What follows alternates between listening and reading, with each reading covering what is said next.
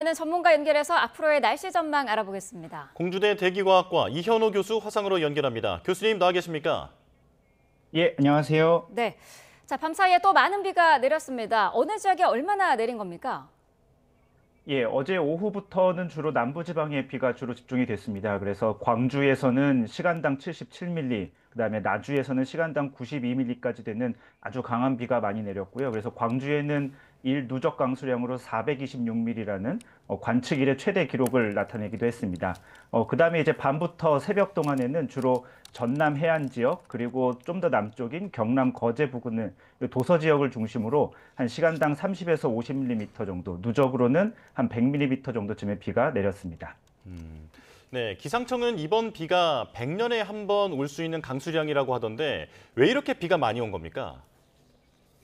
예, 사실 일반 시민들께서 보시기에는 뉴스를 보면 이제 시간당 100mm 정도쯤의 비가 굉장히 흔하게 내리는데 왜 100년에 한 번이냐라고 우선 생각하실 수 있는데요. 네. 이제 예, 한반도 전체로 보면 사실 거의 매해 이제 일어나고 있고요. 근데 이제 각각의 관측 지점을 기준으로 보면 뭐 기상 관측 일의 최대 강수량을 기록하는 곳들이 많습니다.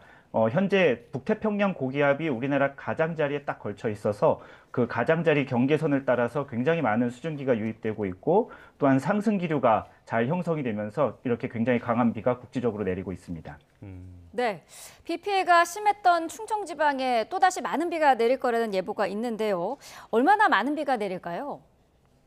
오늘은 조금 비의 양상이 조금 복잡할 걸로 보입니다. 네. 어제까지만 해도 이제 중부지방에서 남부지방으로 굉장히 빨리 전선이 이동했거든요. 사실 전선의 이동 속도로 보면 굉장히 빠른 이동이라고 우리가 볼 수 있고요. 오늘은 그래서 좀 이렇게 강수량이 여기저기 좀 많이 퍼져 있을 것으로 보입니다. 일단 컴퓨터 예측 결과로는 남해안 지역 그리고 중부지방에 이렇게 두 곳에 강한 강수가 있을 것으로 보이고요. 특히 말씀하신 충청 지역은 현재 벌써 시간당 2, 30mm 정도쯤 되는 강한 강수대가 태안반도 바로 코앞까지 와 있는 상태입니다. 그래서 한두 시간 후부터는 강한 비가 내릴 것으로 보이고 있고요.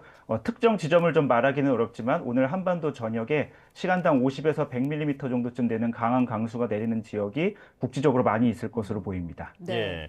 그런데 이번 폭우가 특징적인 게 하나 있더라고요. 밤 사이에 비가 특히 많이 왔는데 시간당 100mm 이상의 비가 내린 사례 16건 중에서 12건이 밤에 비가 왔습니다. 특별한 이유가 있습니까? 예, 말씀하신 대로 이렇게 좀 강한 비가 최근에 지금 밤에 오는 경향이 좀 많은데요.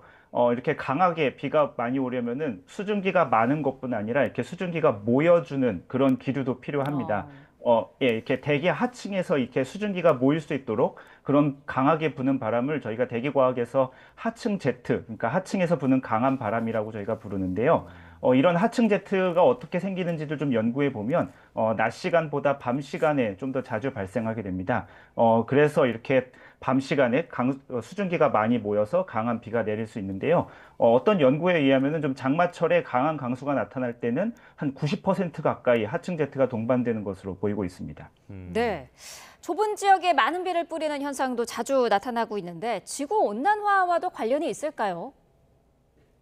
예, 사실 모든 현상이 지구 온난화와 관련됐다고 말할 수는 어. 없지만 일반적으로 지구가 좀 따뜻해지면 강한 강수가 내리기에 유리한 조건인 수증기도 많아지고 그다음에 공기가 상승할 수 있는 그런 기류도 강해집니다. 그러니까 일반적으로 강한 비가 많이 올 수 있는데요. 강한 비가 이게 어디에 오느냐는 좀 더 다른 문제이긴 합니다. 그런데 저희가 좀 연구 지역을 넓혀서 동아시아 정도로 확장해 보면 최근 20년 혹은 30년 정도 기간 동안에 지구가 점점 따뜻해지면서 강한 비가 좀 더 많이 오고 있는 것으로 보이고 있습니다. 네. 예. 지구 온난화와도 관련이 있다고 말씀하셨는데 그렇다면 앞으로도 이런 비가 계속 올 수 있다라는 얘기일까요? 예, 그렇습니다. 최근 아까 말씀드렸듯이 뭐 한반도에 이제 뭐 최근 몇 년 동안은 계속 우리가 매해 뉴스에서 시간당 100mm 이상의 비가 온다라는 뉴스를 접할 수 있고요. 앞으로도 계속 이런 현상은 여름철마다 반복되지 않을까 그렇게 보이고 있습니다. 네. 낙뢰도 이번에는 굉장히 많이 내렸습니다. 전국에서 무려 12,000번이 넘게 쳤다고 하는데 특별한 이유가 있었을까요? 예, 우선 구름 안에서 일어나는 낙뢰, 천둥 번개는 우리가 알고 있는 그 정전기랑 굉장히 유사한 현상입니다. 이렇게 무언가를 이렇게 막 비비면 이제 전하가 서로 이동하면서 한쪽에 쌓여서 그것이 이제 모이면 이렇게 방전되는 그런 현상인데요. 그러니까 이제 구름이 두껍게 발달하고 안에 얼음이라든지 물방울이라든지 이런 입자가 많고 구름 안의 기류가 굉장히 복잡해서 입자 간의 충돌이 많아지면 낙뢰가 더 잘 발달할 수 있게 됩니다. 특별히 이번에 좀 강한 비가 내린 구름은 저희가 대륙권이라고 부르는 이제 높이 한 12km 정도 되는 곳까지 구름이 굉장히 두껍게 발달해서 낙뢰 발달에 매우 유리한 조건이 되었습니다. 예. 네. 자, 그런데 이번 비를 두고 장마가 끝났다고 하더니 폭우가 왔다. 헷갈려 하시는 분들도 많이 있습니다. 기상청이 이번 비는 장마와는 다르다라고 선을 그었는데 이게 무슨 내용입니까? 사실 뭐 이것이 장마냐 아니냐라고 하는 이렇게 이름을 붙이는 거는 조금 약간 저는 개인적으로는 좀 소모적인 논쟁이라고 우선 생각하는데요. 정체전선이 사실 우리나라 부근에 형성되어 있었고, 그 다음에 이제 그 정체전선을 따라서 저기압이 지속적으로 통과하면서 내린 비이기 때문에 일반적으로는 우리가 알고 있는 장맛비라고 보는 것이 제 생각에는 좀 타당할 것 같습니다. 네. 아직 7월 중순이어서요. 이런 극한 호우가 반복될 수 있을 것 같은데 어떻게 전망하십니까? 예, 사실 이번 비가 있기 전에 한 3주 정도 때이른 폭염이 덮칠 때만 해도 장마 전선이 이렇게 다시 활성화돼서 비가 올지 아닐지 좀 불확실한 요소가 있었습니다. 그래서 장마가 좀 일찍 종료된 것 같다라는 선언이 있기도 했었고요.